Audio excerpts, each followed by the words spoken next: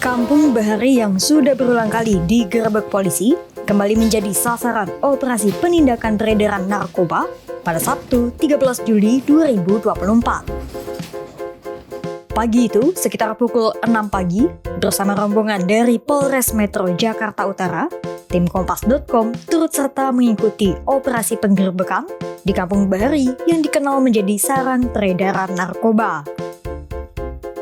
Sebanyak 200 personel dikerahkan dalam operasi tersebut. Ini adalah detik-detik rombongan polisi memasuki Kampung Bahari di Kelurahan Tanjung Priuk.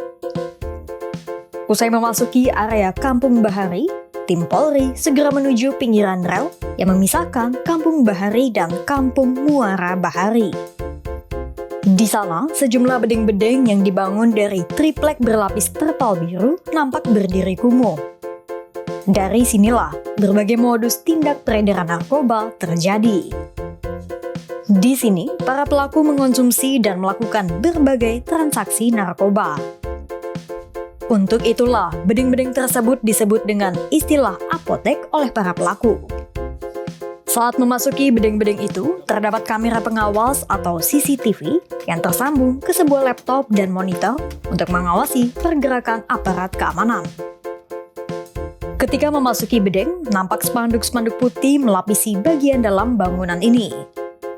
Di spanduk itu, nampak tulisan yang menyebutkan biaya untuk menyewa sebuah alat bom dibanderol sekitar Rp5.000. Ada pula tulisan-tulisan lain termasuk nomor rekening yang digunakan dalam transaksi non-tunai. Ketika memasuki lebih dalam, terdapat juga sebuah ruangan bercat merah muda lengkap dengan pendingin ruangan untuk memanjakan para pembeli narkoba. Dalam penggeledahan itu, polisi turut menyita sejumlah alat bom sisa pakai. Penggeledahan tak hanya dilakukan di bedeng-bedeng pinggir rel. Sejumlah rumah pun turut diperiksa polisi. Dalam operasi penggeledahan itu, polisi berhasil mengumpulkan sejumlah barang bukti, mulai dari monitor, laptop, drone, senjata tajam, narkotika, hingga alat hitung uang. Polisi juga turut mengamankan 31 orang di Kampung Bahari. Hal itu diungkapkan oleh Kapolres Metro Jakarta Pusat, Kombes Pol Gideon Arif Setiawan. Gideon pun turut menjelaskan alasan mengapa peredaran narkoba di Kampung Bahari masih berlangsung. Adapun yang bisa dilakukan pengamanan atau baik terhadap orang maupun barang, yaitu 26 orang laki-laki, 5 orang perempuan. Lalu barang bukti atau barang yang bisa kita amankan yang terkait dengan peredaran narkoba. Kami yakinkan bahwa barang yang kita lakukan penyitaan ini adalah terkait langsung dan tidak langsung dengan peredaran narkoba. Paket besar sabu dengan bruto 103 gram, lalu 26 paket kecil sabu, 12 timbangan digital, 2 TV, 4 unit decoder, 1 unit laptop. Ini alat yang digunakan untuk memantau kalau terjadi penegakan hukum di wilayah tersebut.